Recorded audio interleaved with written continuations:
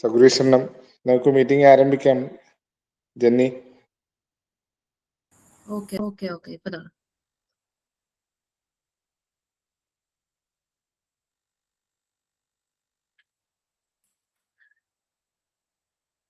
ഓം സദ്ഗുരുവേ ശരണം. പരമകാരുണികനായ ഗുരുവെ പ്രാർത്ഥിച്ചുകൊണ്ട്, അഭിവന്ദ്യ ശിഷ്യപൂജിതയെ നമസ്കരിച്ചുകൊണ്ട്, സർവാദരണീയ പ്രസിഡന്റ്, സർവാദരണീയ ജനറൽ സെക്രട്ടറി, സർവാദരണീയ സമാദരണീയ ആദരണീയ സന്യാസിനിമാരെ, ബ്രഹ്മചാരിണിമാരെ, കിരൺ ഡോക്ടർ ഹരി എന്നിവര്, പിന്നെ ഇന്ന് എത്തിച്ചേർന്നിരിക്കുന്ന എല്ലാ ആത്മബന്ധുക്കളെ, എഴുതപ്പെട്ട മാനദണ്ഡങ്ങളിൽ നിന്നും വ്യത്യസ്തമായി പ്രകാശത്തിൽ നിന്നുള്ള അറിയിപ്പനുസരിച്ചാണ് ശാന്തിഗിരിയിലെ കർമ്മസന്യാസത്തിന് ഗുരു തുടക്കമിട്ടത്. കാലങ്ങളായിട്ട് നമുക്ക് അറിയുവാനും അനുഷ്ഠിക്കുവാനും ഒക്കെ സാധിച്ചിട്ടുള്ളതും ആനുകാലികമായി നടന്നുകൊണ്ടിരിക്കുന്നതും ആയ ലോകത്തെ സന്യാസ വ്യവസ്ഥയ്ക്ക് ഒരു പുതിയ മാനം കൽപ്പിക്കുകയാണ് നമ്മുടെ സർവസ്വമായ ഗുരു ചെയ്തിട്ടുള്ളത്. നമ്മുടെ സന്യാസ വൃത്തി ലോക സന്യാസത്തിന്റെ തന്നെ ഒരു തിരുത്താണെന്നാണ് ഗുരു പറഞ്ഞിട്ടുള്ളത്. എന്താണ് സന്യാസം? കാലങ്ങളായി ലോകത്ത് അത് എപ്രകാരം നിലനിൽക്കുന്നു? എങ്ങനെ നമ്മുടെ ഈ ഒരു വ്യവസ്ഥ സന്യാസ വൃത്തിയുടെ കാലങ്ങളായി നിലനിൽക്കുന്ന കർമ്മത്തിന്റെ ഒരു തിരുത്തായി ശുദ്ധീകരണമായി ഭവിക്കുന്നു എന്നതാണ് അടിസ്ഥാനപരമായി നമ്മൾ മനസ്സിലാക്കേണ്ടത്. ശാന്തിഗിരിയിലെ 40 വർഷത്തെ സന്യാസം എന്ന ഈ സത്സംഗത്തിന്റെ തുടർ ദിനങ്ങളിൽ ഇതേക്കുറിച്ചുള്ള അടിസ്ഥാനപരമായ കാര്യങ്ങൾ, വ്യത്യസ്ത കാഴ്ചപ്പാടുകൾ എന്നിവ ശാന്തിഗിരി ആശ്രമത്തിന്റെയും വിവിധങ്ങളായ ആത്മീയ പ്രസ്ഥാനങ്ങളുടെയും പരമ്പരകളുടെയും പ്രതിനിധികൾ ഈ സത്സംഗത്തിൽ പങ്കുവെക്കുന്നു. ഇന്നത്തെ ഈ സത്സംഗത്തിന്റെ രണ്ടാം ദിനം പ്രാർത്ഥനയോടെ ആരംഭിക്കാം. ആദ്യമായി ഇത് പ്രാർത്ഥനയോടെ ആരംഭിക്കുന്നതിനായി ബ്രഹ്മചാരിണി നല്ല മുദ്ര SS-നെ ക്ഷണിക്കുന്നു.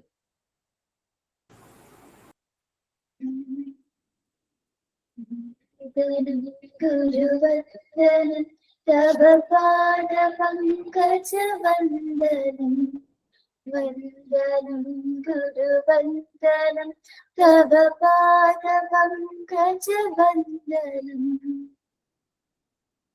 ഇഹലോകം പരലോകം ഉലകാകയം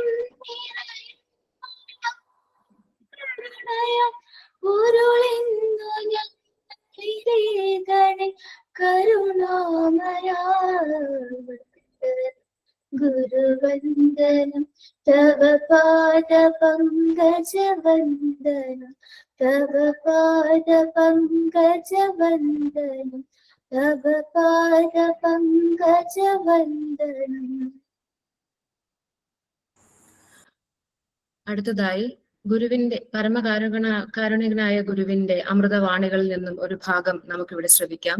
ഗുരുവാണി വായിക്കുന്നതിനായി ബ്രഹ്മചാരി ഗുരുപ്രിയൻ ജിയെ ക്ഷണിക്കുന്നു. സഗുരുവേ ശരണം. ഗുരുവാണി. നന്മ തിന്മ രണ്ടിനെയും അറിഞ്ഞാലേ നന്മയുടെ തൂക്കം അറിയൂ. തിന്മയ്ക്ക് മുൻതൂക്കമുണ്ട്, കാരണം ഉൽപ്പത്തി തിന്മയിൽ നിന്നാണ്. അന്നമായ കോശത്തിൽ നിന്നും ആണ് ഉൽപ്പത്തി. നല്ലത് ഉൾപ്പെടാത്ത ചീത്തയില്ല, ചീത്തയില്ലാത്ത നല്ലതില്ല. ഇടതു കൈക്ക് വലത് കൈ പോലെ വലത് കൈക്ക് മാന്യത കൊടുക്കുന്നത് എന്തിനാണ്? കർമ്മഫലം വ്യക്തിഗതമാണ്. ഒന്നിനെയും തെറ്റ് ശരി എന്ന് പറയാൻ പറ്റില്ല. അതിന് യോഗ്യത എന്താണെന്ന് അറിയണം, ഭാഗ്യം കൂടി നോക്കണം. കർമ്മശുദ്ധി എങ്ങനെയെന്നറിയണം. ഞാൻ ആര്, എനിക്ക് എന്ത് പ്രവൃത്തി, മുമ്പ് എന്തായിരുന്നു, ആരായി തീരണം എന്ന് വിവേചിച്ച് മനസ്സിലാക്കണം. മനുഷ്യന്റെ വിവേകത്തിൽ നിന്ന് തെറ്റെന്ന് പറയാൻ കഴിയും. നമ്മളെ സംബന്ധിച്ചിടത്തോളം അക്കാര്യത്തിൽ വളരെ എളുപ്പം കിട്ടിയിരിക്കുന്നു. നെല്ല് എന്ന് പറയാൻ അറിയാതിരുന്ന കാലത്തെ സംസ്കാരത്തെക്കുറിച്ച് ചിന്തിച്ചു നോക്കൂ. അക്കാലവും ഇന്നത്തെ കാലവും തമ്മിൽ യോജിക്കാനേ കഴിയുകയില്ല. മനുഷ്യന്റെ ഇച്ഛാശീലത്തിൽ നിന്നും പരിണമിച്ചതാണ് ഈ അന്തരം. ഒരു സമയത്ത് ഇത് ശരീരത്തിന് പറ്റാതാവും, അന്തരീക്ഷം മലിനപ്പെടും. അപ്പോൾ നാം എന്തായി മാറും? സൃഷ്ടിയുടെ ഒരു വൈഭവമാണിത്. നമ്മുടെ ഇച്ഛാശക്തി ഭൗതികമായ അന്വേഷണമാണ്. മനുഷ്യനാശത്തിന് പറ്റാത്തത് സ്വീകരിക്കാതിരിക്കലാണ് ശാസ്ത്ര പുരോഗതി. ശാസ്ത്രത്തിൽ കൂടി സത്യത്തെ കണ്ടെത്താനും മാർഗമുണ്ട്. അത് കണ്ടെത്തുമ്പോൾ ശാസ്ത്രം തീർന്നു. കണ്ടുപിടിച്ചത് തെറ്റാണോ എന്ന സംശയം വരും. ലോകത്തോടെ ഭയമുണ്ടാകും. ഇതുപോലെ എത്രയോ തവണ ലോകത്തിന് പുരോഗതി ഉണ്ടായി തിരിച്ചടിച്ചിരിക്കുന്നു. സദ്ഗുരുവേ ശരണം.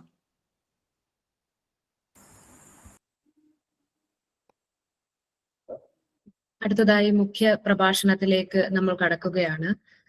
പാളയം ഇമാമായി ഈ അടുത്ത കാലത്ത് പുനർ നിയമനം ലഭിച്ച ആദരണീയനായ ഡോക്ടർ VP സുഹൈബ് മൗലവി അവർകൾ ശാന്തിഗിരി ആശ്രമത്തിന്റെ എല്ലാ പരിപാടികളിലും സജീവ സാന്നിധ്യമായി പങ്കെടുക്കുന്ന ശ്രേഷ്ഠ വ്യക്തിത്വമാണ് അദ്ദേഹം.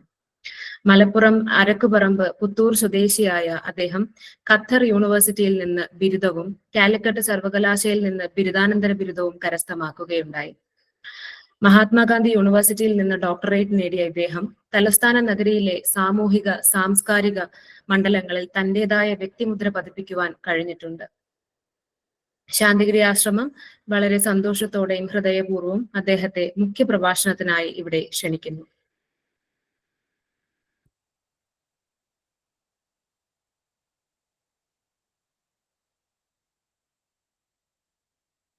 ബഹുമാന്യരായ സഹോദരങ്ങളെ, സഹോദരിമാരെ, മാതാപിതാക്കളെ, കുഞ്ഞുങ്ങളെ, നമുക്കെല്ലാം അറിയാവുന്നതുപോലെ ശാന്തിഗിരി ആശ്രമത്തിലെ 40ാമത്തെ സന്യാസി ദീക്ഷ വാർഷികത്തിൻ്റെ ഭാഗമായിട്ടുള്ള സത്സംഗം, അതിൻ്റെ ആത്മീയ പ്രഭാഷണങ്ങളിലാണ് നമ്മൾ ഒത്തുചേർന്നിട്ടുള്ളത്.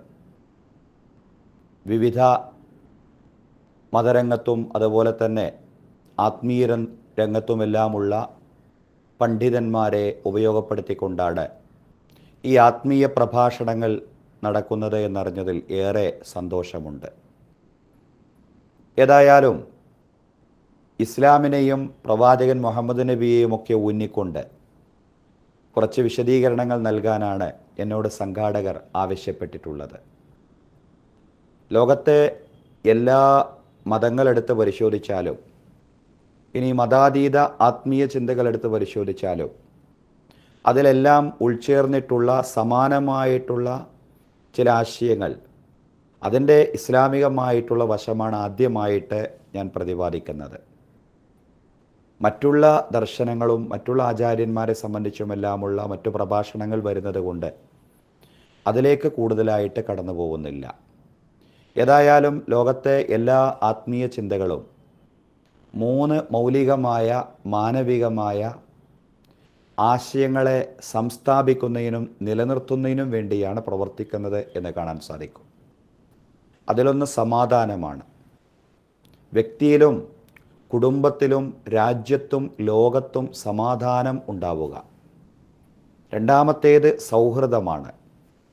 ജാതിമത ചിന്തകൾക്കതീതമായി, കക്ഷിരാഷ്ട്രീയ വ്യത്യാസങ്ങൾക്കതീതമായിട്ടുള്ള സാഹോദര്യം സമൂഹത്തിൽ നിലനിൽക്കുക എന്നതാണ് എല്ലാ ആത്മീയ ചിന്തകളും മുന്നോട്ട് വെക്കുന്ന മൗലികമായ രണ്ടാമത്തെ ലക്ഷ്യം. മൂന്നാമത്തേത് സേവനമാണ്. അവിടെയും ജാതിമത ചിന്തകൾക്കൊക്കെ അതീതമായി എല്ലാ വ്യത്യാസങ്ങൾക്കും ഉപരിയായിട്ട് ആളുകൾക്ക് ഉപകാരം ചെയ്യുക. മനുഷ്യർക്ക് എന്ന് മാത്രമല്ല, പ്രകൃതിയിലെ എല്ലാ ജീവജാലങ്ങൾക്കും ഉപകാരം ചെയ്യുക. ഈ 3 ആശയങ്ങളെ തന്നെയാണ് യഥാർത്ഥത്തിൽ ഇസ്ലാമും പ്രവാചകനുമെല്ലാം മുന്നോട്ട് വെക്കുന്നത്. ഇസ്ലാം എന്ന പദത്തിന് ധാരാളം അർത്ഥങ്ങളും വിവക്ഷകളുമുണ്ട്. അതിൻ്റെ ഒരു പ്രധാനപ്പെട്ട വിവക്ഷ സമർപ്പണം എന്നുള്ളതാണ്. സമർപ്പണം എന്ന് പറഞ്ഞാൽ ദൈവത്തിന് സമർപ്പിക്കുക, ആ ദൈവപ്രേരിക്കായി മനുഷ്യർക്ക് വേണ്ടി, പ്രപഞ്ചത്തിലെ മറ്റു ജീവജാലങ്ങൾക്ക് വേണ്ടി ജീവിതത്തെ സമർപ്പിക്കുക. ഇതാണ് സമർപ്പണം എന്നതുകൊണ്ട് ഉദ്ദേശിക്കുന്നത്. അടിസ്ഥാനപരമായിട്ട് ഇസ്ലാം സമർപ്പണമാണ്. ഇസ്ലാമിൻ്റെ രണ്ടാമത്തെ വിവക്ഷ സമാധാനം എന്നുള്ളതാണ്. സലാം, ഇസ്ലാം, ഈ 2 പദങ്ങളും തമ്മിൽ നല്ല ബന്ധമാണുള്ളത്. സമാധാനം എന്നതും ഇസ്ലാമിൻ്റെ ഒരു വിവക്ഷയാണ്, ഒരു വളരെ പ്രധാനപ്പെട്ട വിവക്ഷയാണ്. അതുകൊണ്ടാണ് ഇസ്ലാമിലെ അഭിവാദ്യം പോലും നിങ്ങളൊക്കെ ശ്രദ്ധിച്ചിട്ടുണ്ടാവും, അസ്സലാമു അലൈക്കും എന്നതാണ്. അസ്സലാമു അലൈക്കും എന്ന് പറഞ്ഞാൽ നിങ്ങൾക്ക് സമാധാനം ഉണ്ടാവട്ടെ എന്നാണ് പറഞ്ഞതിൻ്റെ അർത്ഥം. ആർക്കെല്ലാം സമാധാനം വേണം? വ്യക്തിക്ക് സമാധാനം വേണം. വ്യക്തിക്ക് സമാധാനമുണ്ടാകുമ്പോഴേ കുടുംബത്തിൽ സമാധാനമുണ്ടാവും. വ്യക്തിയാകെ വിരളി പിടിച്ച് ദേഷ്യം പിടിച്ച് നടക്കുന്ന ഒരവസ്ഥയിൽ, അത് ഭാര്യയാണെങ്കിലും അത് ഭർത്താവാണെങ്കിലും വീട്ടിലെ ഏതംഗമാണെങ്കിലും, അയാളാകെ ദേഷ്യം പിടിച്ച അവസ്ഥയിൽ കുടുംബത്തിൽ സമാധാനം ഉണ്ടാവില്ല. അതുകൊണ്ട് വ്യക്തിയിൽ സമാധാനം, അതിലൂടെ കുടുംബത്തിൽ സമാധാനം, സമാധാനമുള്ള കുടുംബങ്ങൾ ധാരാളമായിട്ടുണ്ടാകുമ്പോഴാണ്, സമാധാനമുള്ള സ്ഥാപനങ്ങൾ ധാരാളമായിട്ടുണ്ടാകുമ്പോഴാണ് സമാധാനമുള്ള രാജ്യം ഉണ്ടാവുന്നത്. അസ്സലാമു അലൈക്കും എന്ന് പറഞ്ഞാൽ നിങ്ങൾക്ക് സമാധാനമുണ്ടാവട്ടെ എന്നാണ് ആ അഭിവാദ്യത്തിൻ്റെ അർത്ഥം. പ്രവാചകൻ തിരുമേനി പഠിപ്പിച്ചിട്ടുള്ള അഭിവാദ്യങ്ങളിൽ ഒന്നാണ്. അതല്ലെങ്കിൽ പരസ്പരം കാണുമ്പോൾ ഇങ്ങനെ ആശീർവദിക്കാനാണ് പറഞ്ഞിട്ടുള്ളത്. വ്യത്യസ്തങ്ങളായിട്ടുള്ള ആശീർവാദങ്ങൾ നമ്മുടെ നാട്ടിലും ലോകത്തിലെ വ്യത്യസ്ത സംസ്കാരങ്ങളിലുമെല്ലാം നിലനിൽക്കുന്നുണ്ട്. ആ ആശീർവാദങ്ങൾക്കും അഭിവാദ്യങ്ങൾക്കുമെല്ലാം അതിൻ്റേതായിട്ടുള്ള മഹത്വങ്ങളും ഗുണങ്ങളുമുണ്ട്. അതിലേക്ക് ഞാൻ കടന്നു പോകുന്നില്ല. ഏതായാലും പ്രവാചകൻ പഠിപ്പിച്ച ഈ ആശീർവാദം ലോകത്തിന് മുഴുക്കയും സമാധാനമുണ്ടാവട്ടെ എന്ന് പറയുന്നതാണ്. ആരോടൊക്കെ ഇത് പറയണം എന്ന് പ്രവാചകൻ വിശദീകരിച്ചു. അതിൻ്റെ അറബി വാചകം ഇപ്രകാരമാണ്: അലാമൻ അറഫ്ത വമല്ലം താരിഫ് എന്നാണ്. അതിൻ്റെ പരിഭാഷ ഇങ്ങനെ പറയാം.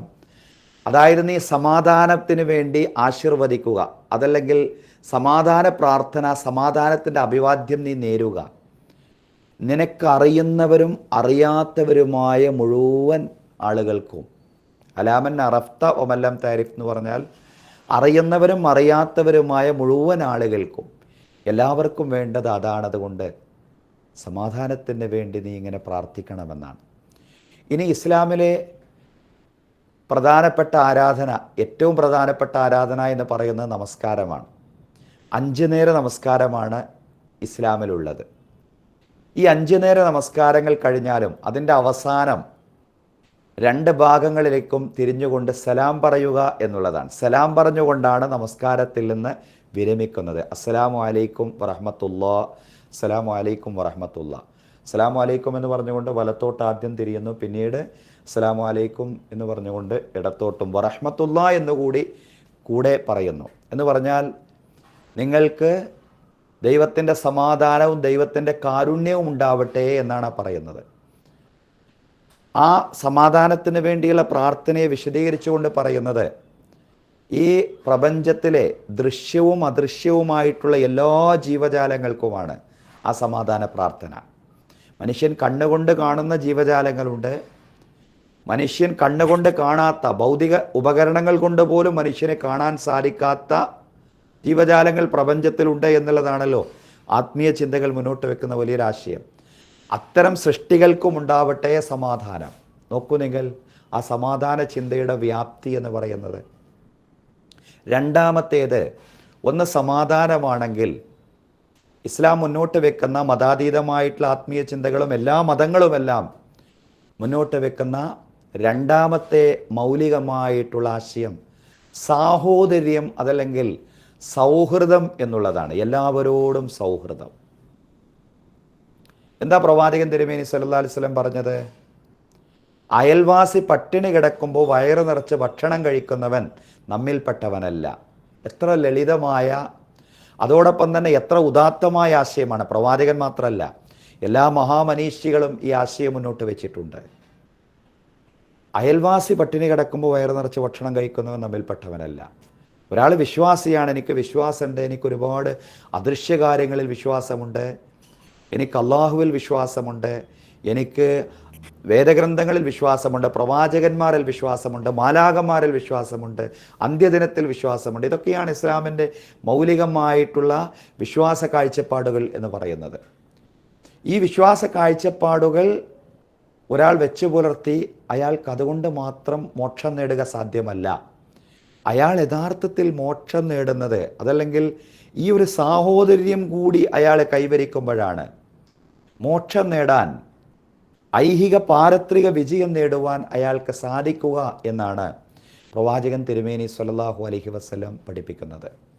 പ്രവാചകൻ പറഞ്ഞു, നിന്റെ വീട്ടിൽ നീ കറിയുണ്ടാക്കുമ്പോൾ അതിൽ കുറച്ച് വെള്ളം ചേർത്തെങ്കിലും നീ നിൻ്റെ അയൽവാസിയെ പരിഗണിക്കണമെന്ന്. അതായത് പഴയ കാലത്തൊന്നും നമ്മുടേതുപോലെ വിഭവസമൃദ്ധമായിട്ടുള്ള ധാരാളം ആഹാരമൊന്നും അവരുടെ പക്കൽ ഉണ്ടായിരുന്നില്ല. അതുകൊണ്ട് അയൽക്കാരനെ പരിഗണിക്കണം എന്നൊക്കെ പറയുമ്പോൾ അതിന് ഞങ്ങളുടെ അടുക്കൽ ഇല്ലല്ലോ എന്ന് പറയാൻ ഒരുപാട് ആളുകളുണ്ട്. കാരണം അവരുടെ അടുക്കൽ അത്രയേ ഉള്ളൂ. അതുകൊണ്ട് ആ പ്രവാചകൻ പറഞ്ഞു, നിൻ്റെ വീട്ടിൽ കറി ഉണ്ടാക്കുമ്പോൾ ആ കറിയിൽ അല്പം വെള്ളം ചേർത്തെങ്കിലും നീ നിൻ്റെ അയൽക്കാരനെ പരിഗണിക്കണം. അതാണ് സാഹോദര്യം എന്ന് പറയുന്നത്. സാഹോദര്യം. നീ നിനക്കിഷ്ടപ്പെടുന്നത് നിൻ്റെ സഹോദരനും ഇഷ്ടപ്പെടുന്നത് വരെ നീ പൂർണ്ണ വിശ്വാസിയാവുന്നില്ല. പ്രവാചകൻ പറയാൻ ഇവിടെ നിൻ്റെ സഹോദരൻ എന്ന് പറഞ്ഞാൽ ആരാ? നിൻ്റെ മുസ്ലിമായ സഹോദരൻ മാത്രമാണോ? അല്ല. നിൻ്റെ ഹൈന്ദവ സഹോദരനും നിൻ്റെ ക്രൈസ്തവ സഹോദരനും നിൻ്റെ മതാതീതമായ ആത്മീയ ചിന്തകൾ ഉൾക്കൊള്ളുന്ന സഹോദരനും ഇനി ഒരു മതത്തിലും ഒരു ഈശ്വരനിലും ഒന്നും വിശ്വാസമില്ലാത്ത ആളാണെങ്കിൽ പോലും മനുഷ്യൻ എന്ന നിലയ്ക്ക് അവൻ നിൻ്റെ സഹോദരനാണ്. അതാണ് ഇസ്ലാമിൻ്റെ ആ ഒരു സാഹോദര്യ കാഴ്ചപ്പാട് എന്ന് പറയുന്നത്. മനുഷ്യരെ എന്നാണ് ഖുർആൻ വിളിക്കുന്നത്. മനുഷ്യരെ, അയ്യുഹന്നാസ്, യാ അയ്യുഹന്നാസ്. മുസ്ലിങ്ങളെ, യാ അയ്യുഹൽ മുസ്ലിമൂൻ. വിശ്വാസികളെ എന്ന് ഖുർആൻ വിളിച്ചിട്ടുണ്ട്. പക്ഷെ മുസ്ലിങ്ങളെ എന്ന് വിളിച്ചുകൊണ്ട് ഒരു അഭിവാദ്യം, ആ രീതിയിലുള്ള അഭിവാദ്യങ്ങൾ കാണുന്നില്ല. മറിച്ച് ധാരാളമായിട്ട് കാണുന്ന അഭിവാദ്യം മനുഷ്യരെ എന്ന് വിളിച്ചുകൊണ്ടാണ്. മനുഷ്യരെ, യാ അയ്യുഹന്നാസ് ഇന്നാ ഖലഖനാകും മിൻ ദക്കരിൻ വ ഉൻസാ. നിശ്ചയം നാം നിങ്ങളെ സൃഷ്ടിച്ചിട്ടുള്ളത്, അള്ളാഹു പറയാൻ, പ്രപഞ്ചനാഥൻ പറയാൻ, നിശ്ചയം നാം നിങ്ങളെ സൃഷ്ടിച്ചിട്ടുള്ളത് ഒരേ ആണിൽ നിന്നും ഒരേ പെണ്ണിൽ നിന്നുമാണ്. ഇസ്ലാമിക കാഴ്ചപ്പാടനുസരിച്ച്, അതല്ലെങ്കിൽ സെമിറ്റിക് മതങ്ങൾ പൊതുവേ പറയുന്നത്, മറ്റുള്ള മതങ്ങളിലും ആ ഒരു കാഴ്ചപ്പാട് ഏകദേശം ഉണ്ടെന്നാണ് മനസ്സിലാക്കുന്നത്. അതായത് ആദിമ മനുഷ്യൻ ആദാമാണ്, ആദം നബിയാണ്. ആദം നബി എന്നാണ് പറയാം. ഖുർആൻ അനുസരിച്ച് ആദം നബി എന്നാണ് പറഞ്ഞിട്ടുള്ളത്. ആദാം എന്ന് മറ്റു സെമിറ്റിക് ഗ്രന്ഥങ്ങൾ പറയുന്നുണ്ട്. മനുഷ്യരെ, അള്ളാഹു പറയാണ്, നിശ്ചയം നാം നിങ്ങളെ സൃഷ്ടിച്ചിട്ടുള്ളത് ഒരേ ആണിൽ നിന്നും ഒരേ പെണ്ണിൽ നിന്നുമാണ്. എന്ന് പറഞ്ഞാൽ ആദാമിൽ നിന്നും ഹവ്വയിൽ നിന്നുമാണ്. തുടർന്ന് അള്ളാഹു പറയാണ്, വജഅൽനാകും ശുഊബൻ വ ഖബാഇല ലിതആറഫു. നിങ്ങളെ വ്യത്യസ്ത ഗോത്രങ്ങളും വ്യത്യസ്ത സമൂഹങ്ങളുമൊക്കെ ആക്കി മാറ്റിയത് നിങ്ങളെ തിരിച്ചറിയാൻ വേണ്ടിയാണ്. ഓരോരുത്തരും ഓരോ ജാതിയിലും ഓരോ സമുദായത്തിലുമൊക്കെ ആയിട്ടാണ് പിറന്നു വീഴുന്നത്. അത് നമ്മളാരും നേടിയെടുക്കുന്നതല്ല. ജന്മം കൊണ്ട് നമ്മൾ ഓരോരുത്തരും ഓരോ സമുദായത്തിൻ്റെയും ഓരോ മതത്തിൻ്റെയും ഒക്കെ ഭാഗമായിട്ട് മാറിയതാണ്. ഇങ്ങനെ വ്യത്യസ്ത ഗോത്രങ്ങളും സമൂഹങ്ങളും ഒക്കെ ആക്കി നിങ്ങളെ മാറ്റിയത് നിങ്ങളെ തിരിച്ചറിയാൻ വേണ്ടിയാണ്. തുടർന്ന് പറയാണ്, ഇന്ന അക്രമക്കും ഇൻദല്ലാഹി അത്തഖാക്കും. നിശ്ചയം നിങ്ങളിൽ ഏറ്റവും ആദരണീയനായ ആൾ ഏറ്റവും സൂക്ഷ്മതയുള്ള മനുഷ്യനാണ്. ഈ സൂക്ഷ്മത എന്ന് പറയുന്ന ആശയവും കുറച്ച് വിശദീകരിച്ചാൽ നന്നായിരിക്കും. എന്താണ് ഈ സൂക്ഷ്മത? സൂക്ഷ്മതയ്ക്ക് 3 വിവക്ഷകളാണുള്ളത്. ഒന്ന്, ദൈവത്തോടുള്ള കടപ്പാടുകൾ പൂർത്തീകരിക്കുന്നതിലുള്ള സൂക്ഷ്മത. ഇപ്പോൾ നമസ്കാരം, നോമ്പ് ഇസ്ലാമിക വിവക്ഷപ്രകാരമാണ് പറയുന്നത്. മറ്റുള്ള കാര്യങ്ങൾ മറ്റാചാര്യന്മാരും ഗുരുക്കന്മാരും പറയും, അതുകൊണ്ട് ഞാൻ വിശദീകരിക്കുന്നില്ല. ഏതായാലും ദൈവത്തോടുള്ള കടപ്പാടുകൾ പൂർത്തീകരിക്കുന്നതിലുള്ള സൂക്ഷ്മത, അതാണ് സൂക്ഷ്മതയിൽ ഒന്ന്. രണ്ടാമത്തേത്, പ്രപഞ്ചത്തിലെ മനുഷ്യേതര ജീവജാലങ്ങളോടുള്ള മനുഷ്യരോടുള്ള കടപ്പാടുകൾ പൂർത്തീകരിക്കുന്നതിലുള്ള സൂക്ഷ്മത, അതാണ് രണ്ടാമത്തേത്. ദൈവത്തോടുള്ള കടപ്പാട് കഴിഞ്ഞാൽ മനുഷ്യരോടുള്ള കടപ്പാട്. മൂന്നാമത്തെ സൂക്ഷ്മതയുടെ വശം, പ്രപഞ്ചത്തിലെ എല്ലാ ജീവജാലങ്ങളോടും മനുഷ്യന് കടപ്പാടുണ്ടെന്നാണ്. ആ കടപ്പാടുകൾ പൂർത്തീകരിക്കുന്നതിലുള്ള സൂക്ഷ്മത. എല്ലാ ജീവജാലങ്ങളെന്ന് പറഞ്ഞാലേ പ്രപഞ്ചത്തിലെ നമ്മുടെ കണ്ണുകൊണ്ട് കാണുന്ന താരതമ്യേന ഏറ്റവും ചെറിയൊരു ജീവിയാണ് ഉറുമ്പ് എന്ന് പറയുന്നത്. ഈ ഉറുമ്പിനോട് പോലും മനുഷ്യന് കടപ്പാടുണ്ടെന്നാണ്. ഒരു സൂഫി വര്യൻ, അദ്ദേഹത്തിൻ്റെ പേര് ബായസീദ് ബിസ്താമി എന്നായിരുന്നു. ബിസ്താം അദ്ദേഹത്തിൻ്റെ ജന്മനാടാണ്. അങ്ങനെയാണ് അദ്ദേഹത്തിൻ്റെ പേര് ബായസീദ് ബിസ്താമി എന്നായത്. ഏതായാലും ഈ സൂഫി വര്യൻ അദ്ദേഹത്തിൻ്റെ നാട്ടിൽ നിന്ന് കുറച്ച് അകലെ പോയിട്ട് കുറച്ച് നട്ട്സ് വാങ്ങി. നട്ട്സ് എന്ന് പറഞ്ഞാൽ അണ്ടിപ്പരിപ്പ്, നിങ്ങൾക്കറിയാം.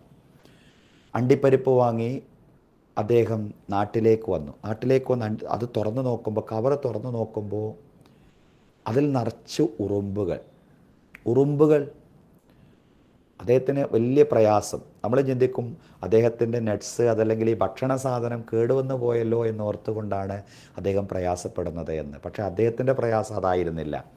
കാരണം അദ്ദേഹം മനസ്സിലാക്കുന്നത് ഈ ഉറുമ്പുകൾ എന്ന് പറഞ്ഞാൽ അവരുടെ നാട്ടിൽ നിന്ന് അവരെ ഞാൻ കൊണ്ടുവന്നിരിക്കുകയാണ്. അവർക്ക് ബന്ധുക്കളുണ്ട്, സഹോദരങ്ങളുണ്ട്. ഖുർആനിൽ പറയുന്നുണ്ട് പ്രപഞ്ചത്തിലെ എല്ലാ ജീവജാലങ്ങളും നിങ്ങളെപ്പോലത്തെ സമൂഹങ്ങളാണെന്ന്. ആ ഉറുമ്പുകൾ അവരുടെ നാട്ടിൽ നിന്ന് ഞാൻ കൊണ്ടുവന്നല്ലോ, അവരുടെ സഹോദരങ്ങളിൽ നിന്ന്, അവരുടെ ബന്ധുക്കളിൽ നിന്ന്. ഞാൻ ഈ ഉറുമ്പിൻ കൂട്ടത്തെ കൊണ്ടുവന്നപ്പോൾ ഇവരുടെ ബന്ധുക്കളായി കുറച്ച് ആളുകൾ അവിടെയും ഇവിടെയുമൊക്കെയായി അങ്ങോട്ടും ഇങ്ങോട്ടും മാറിപ്പോയല്ലോ, വലിയ പ്രയാസം അവർക്കുണ്ടാകുമല്ലോ എന്നാണ് അദ്ദേഹം ചിന്തിച്ചത്.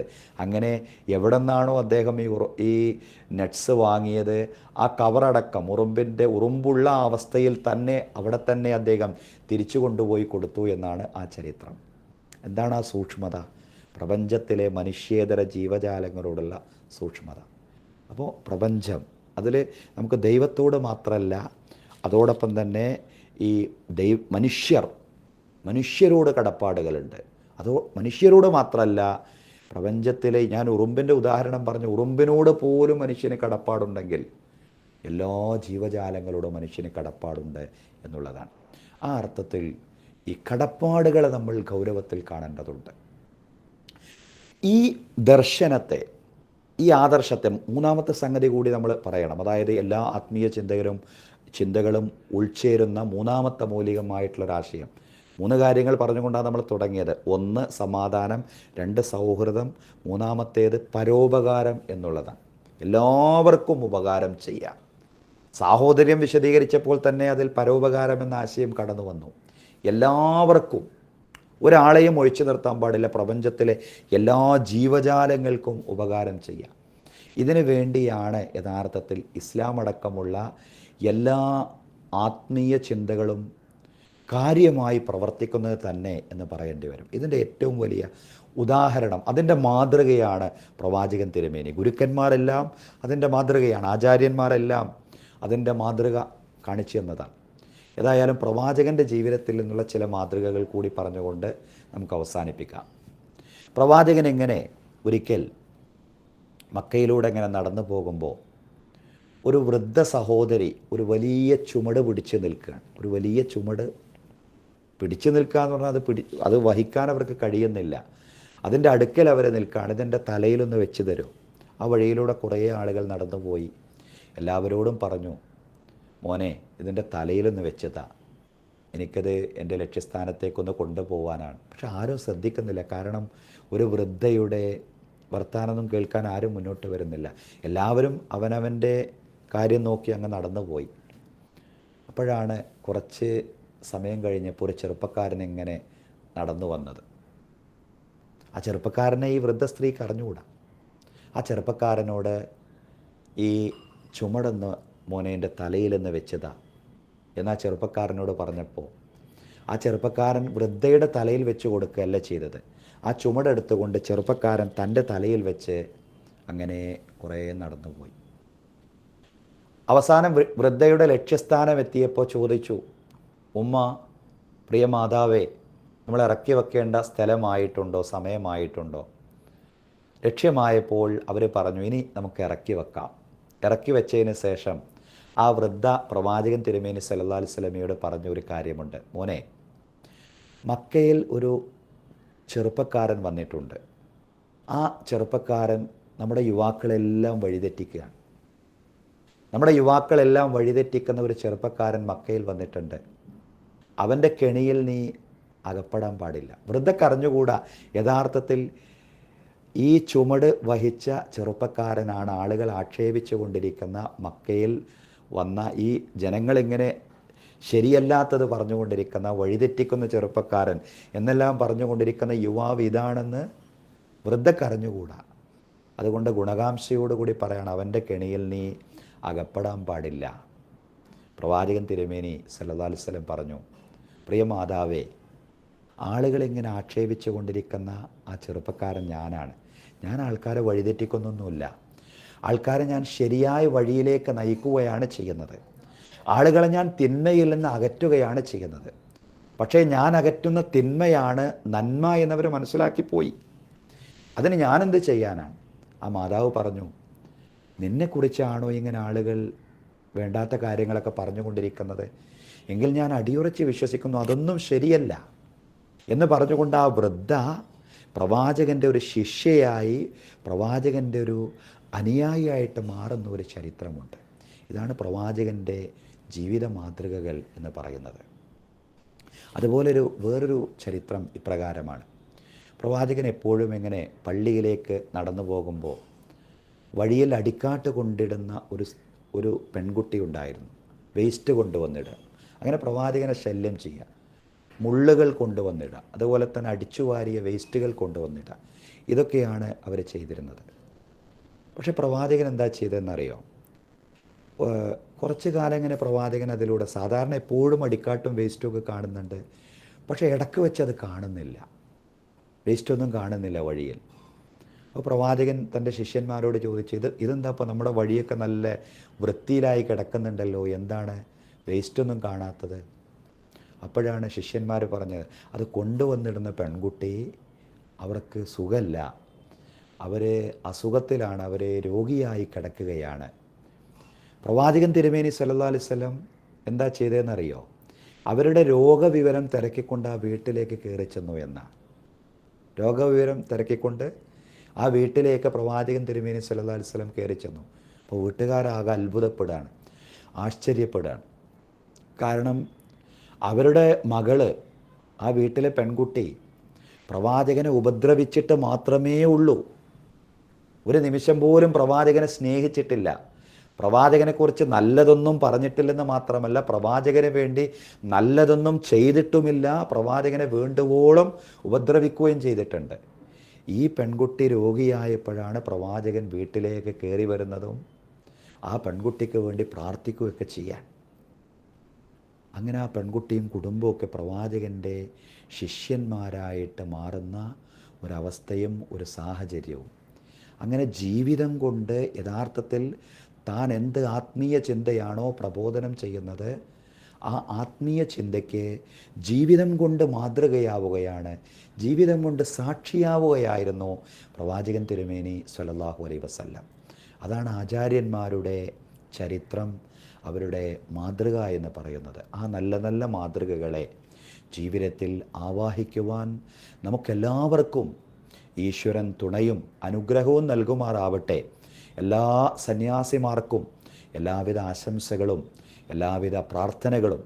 സന്യസ്ത ജീവിതവും അതുപോലെ തന്നെ ബ്രഹ്മചാരികളുമൊക്കെയായി ജീവിച്ചു കൊണ്ടിരിക്കുന്ന, എന്ന് മാത്രമല്ല ഡിവോട്ടീസായിട്ട് ഭക്തകളായി, അതുപോലെ വ്യത്യസ്ത മതചിന്തകളിലും ആത്മീയ ചിന്തകളിലുമൊക്കെ വിശ്വസിച്ച് കഴിഞ്ഞുകൂടുന്ന എല്ലാ ആളുകൾക്കും സാഹോദര്യത്തിൻ്റെയും പരസ്പര സ്നേഹത്തിൻ്റെതുമായ അഭിവാദ്യങ്ങൾ നേർന്നുകൊണ്ട് അവസാനിപ്പിക്കുന്നു. നന്ദി, നമസ്കാരം.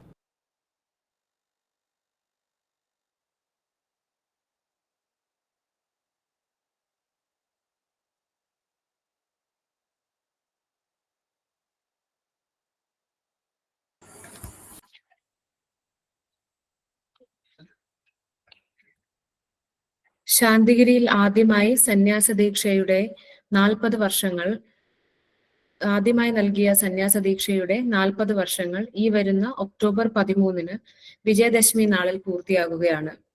1984 ഒക്ടോബർ 4 ആദ്യമായി ശാന്തിഗിരി ആശ്രമത്തിൽ നിന്നും ഗുരുവിൽ നിന്നും സന്യാസദീക്ഷ ഏറ്റുവാങ്ങിയ 31 സന്യാസിനിമാരുടെ അനുഭവങ്ങളും ത്യാഗജീവിതത്തിന്റെ പ്രയാണവും ഈ സത്സംഗത്തിൽ വരും നാളിൽ പങ്കുവയ്ക്കുന്നതാണ്. സന്യാസദീക്ഷയുടെ 40 വർഷങ്ങളെ കുറിച്ച് നമ്മോട് സംസാരിക്കുന്നതിനായി ശാന്തിഗിരി ആത്മവിദ്യാലയം പ്രിൻസിപ്പൽ മെന്റർ ആയ ഡോക്ടർ GR കിരൺ അവർകളെ ഗുരുനാമത്തിൽ ക്ഷണിക്കുന്നു. സദ്ഗുരുവേ ശരണം. നമ്മുടെ സർവസ്വമായ പരമകാരുണ്യവാനായ ഗുരുവിന്റെ തൃപ്പാദ പത്മങ്ങളിൽ നമസ്കരിച്ച് പ്രാർത്ഥിക്കുന്നു. ഗുരുവിന്റെ വത്സല ശിഷ്യപൂജിതയുടെ തൃപ്പാദ പത്മങ്ങളിൽ നമസ്കരിച്ച് പ്രാർത്ഥിക്കുന്നു. ആശ്രമം പ്രസിഡന്റ് സർവാദരണീയ സ്വാമി ചൈതന്യ ജ്ഞാന തപസ്വി, ആശ്രമം ജനറൽ സെക്രട്ടറി സർവാദരണീയ സ്വാമി ഗുരുരത്നം ജ്ഞാന തപസ്വി, ഡോക്ടർ VP സുഹൈബ് മൗലവി, ഇമാം പാളയം ജുമാ മസ്ജിദ്, ആദരണീയ ജന്നി വന്ദിത ജ്ഞാന തപസ്വിനി, മറ്റ് സർവാദരണീയ സമാദരണീയ ആദരണീയ സന്യാസി സന്യാസിനിമാർ, ബ്രഹ്മചാരിണി നല്ല മുദ്ര SS, ബ്രഹ്മചാരി ഗുരുപ്രിയൻജി, ബ്രഹ്മചാരിണിമാർ, ശ്രീ ലിനു കൃഷ്ണൻ, മറ്റ് ആത്മബന്ധുക്കളെ സാദര പ്രണാമം. ഞാൻ പാളയം ഇമാമിന്റെ വാക്കുകൾ ശ്രദ്ധിക്കുകയായിരുന്നു. ഒരു ഏകദൈവ വിശ്വാസത്തിൽ ഒരു പ്രവാചക പരമ്പരയുടെ കുറച്ച് നിമിഷങ്ങൾ നമുക്ക് ഓർക്കാൻ പറ്റി. പക്ഷെ അതിന് നമ്മളെ സംബന്ധിച്ചിടത്തോളം അദ്ദേഹം സംസാരിച്ചു വന്നപ്പോഴുള്ള ചില വാക്കുകൾ സ്നേഹവും സമാധാനവും സൗഹൃദവുമൊക്കെ മനസ്സിൽ വരികയും ഒപ്പം ഏറ്റവും പ്രധാനം ആത്മശാന്തിക്ക് ഉതകുന്നത് എന്തോ എന്ന് ഇവര് ചോദിച്ച് പോകുന്ന ഖുറൈശി ഫക്കീർ സ്വാമിയെയും നീ അവകാശി നീ അവകാശി നീ അവകാശി എന്ന് പറഞ്ഞ ആ നിമിഷവുമൊക്കെ നമ്മുടെ മനസ്സിൽ ഓടിയെത്തുന്ന സമയം. ഒപ്പം അവധൂത കാലഘട്ടത്തിലെ ഗുരുവിന്റെ ത്യാഗജീവിതവും ഇതെല്ലാം നമുക്ക് യാദൃച്ഛികമെന്ന് തോന്നുമ്പോൾ പോലും ഇതെല്ലാം ഒരുമിച്ച് വരുന്നത് വളരെ അത്ഭുതകരമായി എന്ന് തന്നെ പറയേണ്ടി വരുന്നു. ഗുരുവിന്റെ ത്യാഗജീവിതം നമുക്ക് ഒരിക്കൽ കൂടി ഓർക്കുവാൻ ഈ അവസരം നമുക്ക് കഴിയുന്നു. അപ്പം അദ്ദേഹം പറഞ്ഞ ഒരുപാട് കാര്യങ്ങളുണ്ട്. അദ്ദേഹത്തിലേക്ക് സമയത്തിന്റെ ഒരു കുറവുകൊണ്ട് നമുക്ക് കടന്നു പോകാൻ പറ്റുന്നില്ല. പക്ഷെ നമ്മൾ ഗുരു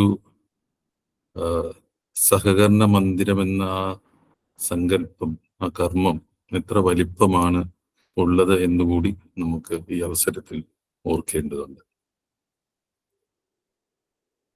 ആദരണീയ ജന്നി പറഞ്ഞതുപോലെ 40 വർഷം മുൻപ് സന്യാസ ദീക്ഷ നൽകിയ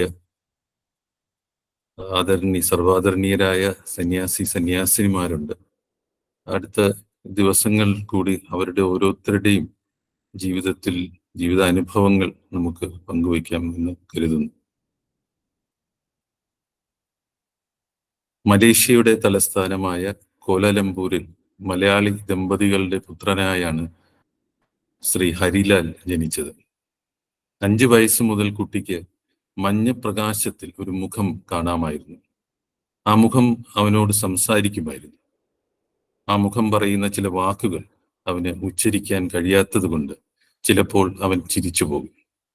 അപ്പോൾ ആ മുഖവും ചിരിക്കും. കാലം കഴിഞ്ഞപ്പോൾ ഈ മുഖം മാഞ്ഞുപോയി. 13 വയസ്സ് മുതൽ കുട്ടിയുടെ മനസ്സിൽ ഇതിനെക്കുറിച്ചൊരു അന്വേഷണ സ്വഭാവമുണ്ടായി. ഭാവിയിൽ തന്റെ അന്വേഷണത്തിന് ഉത്തരം കിട്ടുമെന്ന് അവന് ഉറപ്പുണ്ടായിരുന്നു. കുറച്ചു കാലം കഴിഞ്ഞ് കൗമാരപ്രായമായപ്പോൾ ഇന്ത്യയിൽ വരണമെന്നും ശക്തമായൊരു ആഗ്രഹം ഉണ്ടായി. ഇന്ത്യയിൽ വന്നേ പറ്റൂ, അവിടെ തനിക്ക് കാണേണ്ട ഒരാളുണ്ട്, ആ ആളിനെ കാണണം. പക്ഷെ ആ ആൾ ആരാണെന്നും എവിടെയാണെന്നും അറിഞ്ഞുകൂടാ. അങ്ങനെ ദിവസങ്ങൾ എണ്ണി എണ്ണി ജീവിതം കൊണ്ടുപോയി. പ്രീ ഡിഗ്രി കഴിഞ്ഞപ്പോൾ തനിക്ക് തുടർന്ന് നാട്ടിൽ നിന്ന് പഠിക്കണമെന്ന് ശ്രീ ഹരിലാൽ നിർബന്ധം പിടിച്ചു. അദ്ദേഹത്തിന്റെ ആഗ്രഹപ്രകാരം കുടുംബം നാട്ടിലേക്ക് പോന്നു. ഇന്ത്യയിൽ വന്ന് 3 മാസം കഴിയുമ്പോൾ അദ്ദേഹവും കുടുംബവും ആശ്രമത്തിൽ എത്തിച്ചേർന്നു. ഗുരുവിനെ കണ്ട മാത്രയിൽ കുട്ടിക്ക് വളരെ ആകർഷണം തോന്നി. സംസാരമധ്യേ ബാലൻ ഗുരുവിനോട് ചോദിച്ചു, ദൈവം എന്ന ഒന്നുണ്ടോ? ഗുരു പറഞ്ഞു, തീർച്ചയായും അങ്ങനെ ഒരു സത്യമുണ്ട്, അത് നിനക്ക് കാണാൻ കഴിയും. ഗുരുവിനെ കണ്ടിട്ട് പോയതിനു ശേഷം കുട്ടിക്കാലത്തുണ്ടായിരുന്ന കാഴ്ചകൾ ഹരിലാലിന് തിരികെ ലഭിച്ചു. ഇത്തവണ ആ മുഖം അവൻ വ്യക്തമായും തിരിച്ചറിഞ്ഞു. അത് ഗുരുവിന്റെ മുഖമാണ്. അതോടെ അന്വേഷണം മുഴുവൻ അതിൽ കേന്ദ്രീകരിക്കാൻ തുടങ്ങി. അനുഭവങ്ങൾ കൂടിക്കൂടി വന്നു. വിദ്യാഭ്യാസം കഴിഞ്ഞ് ഗുരുവിന്റെ അടുത്തെത്തിയപ്പോൾ ഹരിലാൽ ഗുരുവിനോട് പറഞ്ഞു, ഇനി ഞാൻ ആശ്രമത്തിൽ നിൽക്കാൻ ആഗ്രഹിക്കുന്നു, മറ്റൊരു ജീവിതത്തിന് വയ്യ.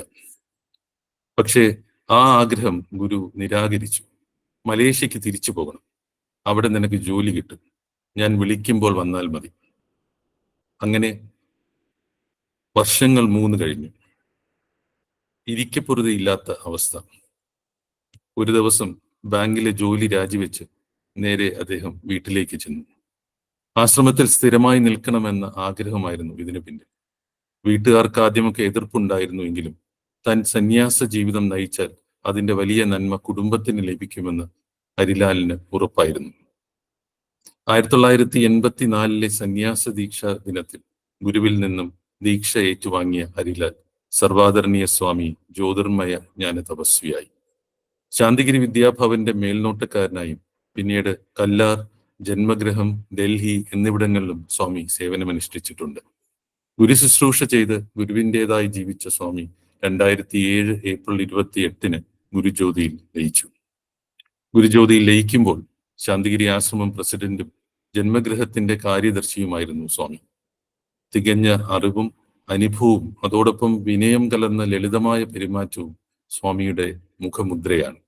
ശാന്തിഗിരിയുടെ ചരിത്രത്തിൽ എക്കാലത്തും ഓർമ്മിക്കപ്പെടുന്ന ഒരു വ്യക്തിത്വമാണ് സർവാദരണീയ സ്വാമി ജ്യോതിർമയ ജ്ഞാന തപസ്വി.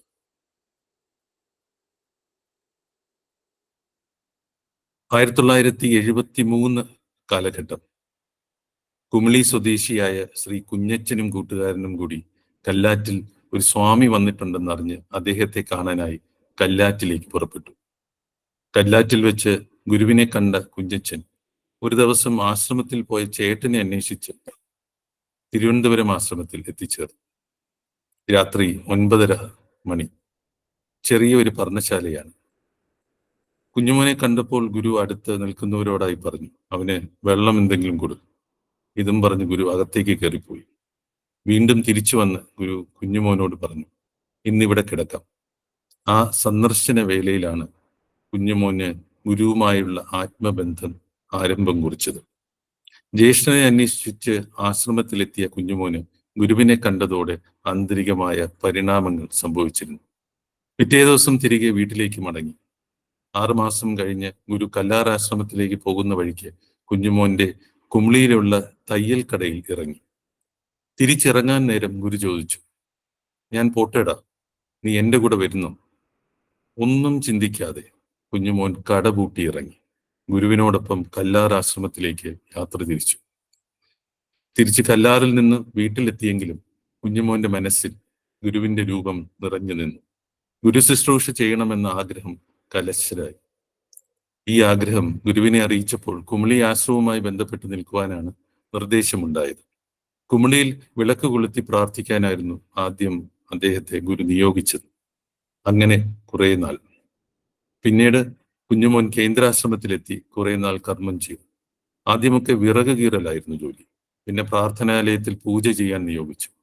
തുടർന്ന് 1984 ശാന്തിഗിരിയിലെ പ്രഥമ സന്യാസി ദീക്ഷാ ദിനത്തിൽ ഗുരുവിൽ നിന്നും ദീക്ഷ സ്വീകരിച്ചു. കുഞ്ഞുമോൻ സർവാദരണീയ സ്വാമി സത്യപ്രകാശ ജ്ഞാന തപസ്വിയായി. കുറച്ചു നാളുകൾക്ക് ശേഷം കല്ലാറിലെ ആശ്രമം ബ്രാഞ്ചിന്റെ ചുമതല ഗുരു സ്വാമിക്ക് നൽകി. അവിടെ ത്യാഗപൂർണമായ കുറെ വർഷങ്ങൾ. പിന്നീട് എറണാകുളം ആശ്രമം ബ്രാഞ്ചിന്റെ ചുമതലയിലേക്ക് മാറി. അന്നൊന്നും അവിടെ വിശ്വാസികൾ അധികമുണ്ടായിരുന്നില്ല. സ്വാമിയുടെ കഷ്ടപ്പാടിന്റെയും വേദനയുടെയും പ്രാർത്ഥനയുടെയും ഫലമായി ക്രമേണ നിരവധി കുടുംബങ്ങൾ വിശ്വാസത്തിലേക്ക് എത്തിച്ചേർന്നു. തുടർന്ന് 2007 ഗുരുനിർദ്ദേശപ്രകാരം സർവാദരണീയ സ്വാമി സത്യപ്രകാശ ജ്ഞാന തപസ്വി ശാന്തിഗിരി ആശ്രമം പ്രസിഡന്റായി. അന്നു മുതൽ ആശ്രമത്തിലെ ഭരണരംഗങ്ങളിൽ ഒരു നിറസാന്നിധ്യമായി പ്രവർത്തിച്ചു. 2019 സെപ്റ്റംബർ 2 തന്റെ 72ാമത്തെ വയസ്സിൽ സ്വാമി ഗുരുജ്യോതിയിൽ ലയിച്ചു.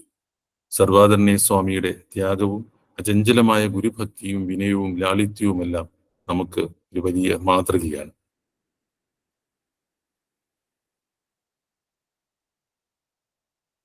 വർക്കല ചിറ്റിലക്കാട് വീട്ടിൽ ശ്രീ എം കൃഷ്ണന്റെയും ശ്രീമതി രുദ്രായണിയുടെയും 10 മക്കളിൽ ഏറ്റവും ഇളയ കുട്ടിയാണ് സുമംഗല. 1973 കാലഘട്ടത്തിൽ ഒരു ദിവസം സുമംഗല അമ്മയോടും ചേച്ചിയും കുടുംബത്തോടുമൊപ്പം പോത്തങ്കോട് ശാന്തിഗിരി ആശ്രമത്തിലേക്ക് യാത്ര തിരിച്ചു. കാറിലായിരുന്നു യാത്ര. ഇന്നത്തെ പൂലന്തറ അന്ന് കാട് പിടിച്ചു കിടക്കുന്ന പ്രദേശമായിരുന്നു. പറങ്കിമാവിൻ കൊമ്പ് ഒതുക്കി മാറ്റിയാണ് വണ്ടി കടന്നു വന്നത്. ആശ്രമത്തിലെത്തിയ പെൺകുട്ടി അകത്തു കയറിയപ്പോൾ ആദ്യം കണ്ടത് ഓലമേഞ്ഞ പർണശാലയ്ക്ക് മുന്നിലായി അതീവ പ്രഭയോടുകൂടി നിൽക്കുന്ന ഒരാളെയാണ്. ഇത് കണ്ടതും കുട്ടി ഓടിപ്പോയി പാദ നമസ്കാരം ചെയ്തു. അന്ന് സുമംഗലയോടും കുടുംബത്തോടും ഒരുപാട് കാര്യങ്ങൾ സംസാരിച്ചു. അന്ന് വീട്ടിലേക്ക് മടങ്ങിപ്പോയെങ്കിലും പെൺകുട്ടിക്ക് വീണ്ടും ഗുരുവിനെ കാണാൻ അതിയായ വെമ്പൽ ഉണ്ടായി. പിന്നീട് ചേച്ചിയുടെ രോഗനിവാരണത്തിനായി കുറച്ചുനാൾ ചേച്ചിയെ പരിചരിക്കാനായി ആശ്രമത്തിൽ നിൽക്കാനുള്ള അവസരവും ലഭിച്ചു. തിരിച്ച് വീട്ടിൽ ചെന്ന പെൺകുട്ടിക്ക് ആശ്രമത്തിൽ തന്നെ നിൽക്കണമെന്ന ആഗ്രഹം കലശലായി വന്നു. ഒരു ദിവസം അവർ തന്റെ ആഗ്രഹം ചേച്ചിയോട് പറഞ്ഞു. എന്നാൽ സ്ഥിരമായി കുട്ടിയെ ആശ്രമത്തിൽ നിർത്തുന്നതിന് വീട്ടിലുള്ളവർക്ക് ആർക്കും തന്നെ താല്പര്യമില്ലായിരുന്നു. എന്നാൽ വീട്ടുകാരുടെ അനിഷ്ടങ്ങൾക്കൊന്നും വകവയ്ക്കാതെ ആ പെൺകുട്ടി തനിക്ക് ഗുരുവിനെ കാണണമെന്ന് തോന്നുമ്പോഴെല്ലാം ആശ്രമത്തിൽ എത്തുമായിരുന്നു. ഈ സമയത്ത് വീട്ടിൽ സുമംഗലയ്ക്ക് വിവാഹാലോചന തുടങ്ങി. ഇതറിഞ്ഞ പെൺകുട്ടി കരച്ചിലായി. തനിക്ക് ആശ്രമത്തിൽ സ്ഥിരമായി നിൽക്കുവാൻ അനുവാദമുണ്ടെന്ന ഒരു വാക്ക് ഗുരുവിൽ നിന്ന് തരണമെന്ന് ആശ്രമത്തിൽ പോകുന്ന ഒരാൾ വഴി ഗുരുവിനെ അറിയിച്ചു. ഗുരു പറഞ്ഞു, എന്റെ വാക്കല്ല, അവളുടെ മനസ്സാണ് വേണ്ടത്. അതിനുശേഷം മനസ്സിന് നല്ല ഉറപ്പുണ്ടായി. ആശ്രമത്തിലുള്ളവരും പരിചയമുള്ളവരും സുമംഗലയോട് ഉപദേശിച്ചു, വീട്ടുകാരെ എതിർത്തുകൊണ്ട് ആശ്രമത്തിൽ നിൽക്കരുത്. പക്ഷേ ആശ്രമത്തിൽ നിൽക്കാനുള്ള പെൺകുട്ടിയുടെ തീരുമാനം ഉറച്ചതായിരുന്നു. ആശ്രമത്തിൽ സ്ഥിരമായി നിൽക്കുന്നതിനുള്ള അനുവാദത്തിനായി ഒരു വ്രതം അനുഷ്ഠിക്കാൻ ഈ പെൺകുട്ടി തീരുമാനിച്ചു. 11 മാസം വെളുപ്പിന് 2 മണിക്കും വൈകിട്ടും ഈറൻ വസ്ത്രത്തോടുകൂടി അവർ പ്രാർത്ഥന ചെയ്തു. ഇതിനുശേഷം വീട്ടുകാരിൽ നിന്ന് അനുകൂലമായ മറുപടികൾ വന്നു തുടങ്ങി. സുമംഗലയുടെ അവളുടെ ആഗ്രഹപ്രകാരം സ്ഥിരമായി ആശ്രമത്തിൽ നിർത്തുവാൻ വീട്ടുകാർ തയ്യാറായി. ആശ്രമത്തിൽ സ്ഥിരതാമസത്തിനായി എത്തിയ പെൺകുട്ടി ആശ്രമ കർമ്മങ്ങളും പ്രാർത്ഥനയുമായി കഴിഞ്ഞു വന്നു. 1984 ഗുരു ആദ്യമായി സന്യാസ ദീക്ഷ നൽകിയപ്പോൾ സുമംഗലയും അതിൽ ഒരാളായി. ഗുരുവിൽ നിന്ന് ദീക്ഷാനാമം ഏറ്റുവാങ്ങിയ സുമംഗല സർവാദരണീയ ജനനി സൗമ്യ ജ്ഞാന തപസ്വിനിയായി. അന്നു മുതൽ ഇന്നുവരെ ഗുരു ശുശ്രൂഷയിൽ ജനനി സദാ വ്യാപൃതയാണ്. ഗുരുവിന് ആഹാരം പാകം ചെയ്യുന്നതും ഹാരമൊരുക്കുന്നതും ഗുരുവിന്റെ വസ്ത്രകാര്യങ്ങളുടെ മേൽനോട്ടവും അതോടൊപ്പം ആശ്രമത്തിൽ അക്കാലത്തുണ്ടായിരുന്ന രോഗികളുടെ പരിചരണവും പ്രാർത്ഥനയും ഒക്കെയായി ഗുരുവിൽ സമർപ്പിതമായ ഒരു ആശ്രമ ജീവിതം. ആശ്രമത്തിൽ എത്തിയ കാലം മുതൽ ജനനിയുടെ മനസ്സിൽ ഒരു സങ്കല്പം ഉണ്ടായിരുന്നു. 10 പേരെയെങ്കിലും നന്മയുടെ വഴിയിലേക്ക് നയിക്കാൻ എനിക്ക് കഴിയണം. അന്നു മുതൽ ഇന്നോളം ആശ്രമത്തിൽ എത്തുന്ന അനേകം പേർക്ക് ഗുരുവിന്റെ പാതയിൽ സത്യസന്ധമായ ജീവിതം നയിക്കാൻ വേണ്ട അറിവുകൾ പകർന്നു കൊടുത്തുകൊണ്ട് സർവാദരണീയ സൗമ്യ ജനനി നമ്മളോടൊപ്പം ഉണ്ട്.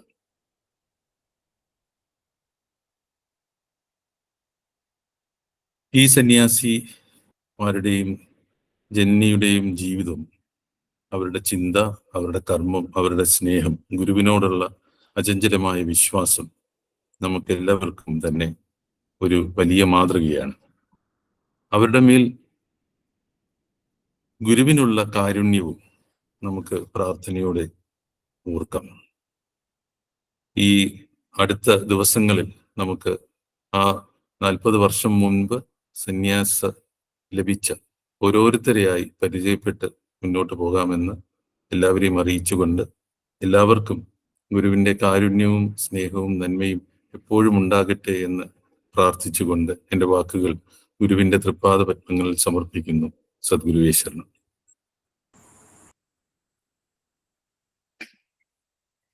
സദ്ഗുരുവേ ശരണം. അടുത്തതായി ഈ സന്യാസ ദീക്ഷയുടെ 40 വർഷങ്ങൾ എന്ന സത്സംഗത്തിൽ ഇന്ന് എത്തിച്ചേർന്ന ഏവർക്കും കൃതജ്ഞത അർപ്പിക്കുന്നതിനായി ശ്രീ ലീനു കൃഷ്ണൻ അവർകളെ സാദരം ക്ഷണിക്കുന്നു.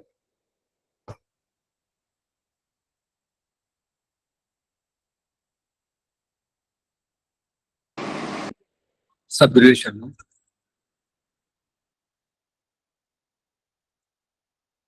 സദ്ഗുരുവേ ശരണം. ഗുരുധർമ്മ പ്രകാശ സഭയുടെ 40ാം വാർഷികാഘോഷത്തോടനുബന്ധിച്ച് നടക്കുന്ന ഈ സത്സംഗത്തിൽ, ഇന്നത്തെ ഈ സത്സംഗത്തിൽ ഗുരുധർമ്മ പ്രകാശ സഭ അംഗങ്ങൾ, ബ്രഹ്മചാരിണിമാർ, സന്യാസി സംഘത്തിന്റെ രക്ഷകർത്താ സമിതി പ്രവർത്തകർ, പ്രിയ ആത്മാക്കളെ, നമ്മുടെ എല്ലാമായ ഗുരു ആദ്യമായി സന്യാസി ദീക്ഷ നൽകിയതിന്റെ 40ാം വാർഷികമാണ് നമ്മളിപ്പോൾ ആഘോഷിച്ചു കൊണ്ടിരിക്കുന്നത്.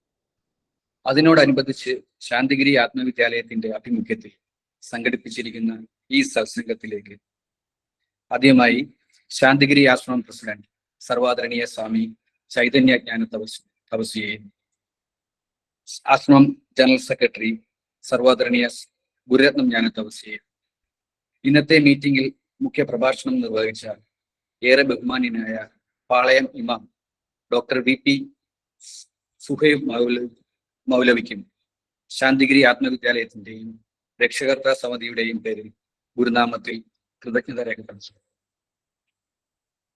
ശാന്തിഗിരി ആശ്രമം ഗുരുധർമ്മ പ്രകാശ സഭ അംഗങ്ങൾ, ബ്രഹ്മചാരി ബ്രഹ്മചാരിണിമാർ എന്നിവർക്കും ഗുരുനാമത്തിൽ കൃതജ്ഞത രേഖപ്പെടുത്തുന്നു.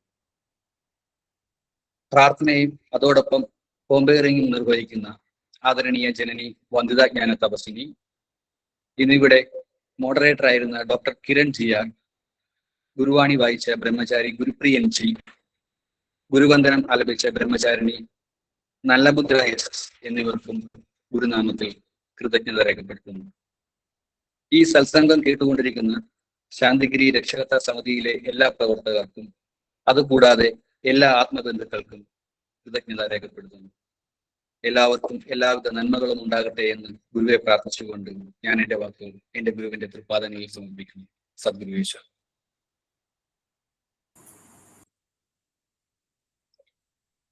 പ്രാർത്ഥനയോടെ ശാന്തിഗിരി സന്യാസ ദീക്ഷയുടെ 40 വർഷങ്ങൾ എന്ന ഈ സത്സംഗത്തിന്റെ 2ാം ദിനം നമുക്ക് ഗുരുതൃപാദങ്ങളിൽ സമർപ്പിക്കാം. ഓം ശ്രീ കരുണാകര ഗുരു പരബ്രഹ്മണേ നമഃ. ഓം ശ്രീ കരുണാകര ഗുരു സത്യപ്രദായ നമഃ. ഓം ശ്രീ കരുണാകര ഗുരു അതീവ സത്യപ്രകാശായ നമഃ. ഓം ശ്രീ കരുണാകര ഗുരു അതീവ സത്യപ്രകാശായ നമഃ. ഓം ശ്രീ കരുണാകര ഗുരു അതീവ സത്യപ്രകാശായ നമഃ. ഓം സദ്ഗുരുവേ ശരണം.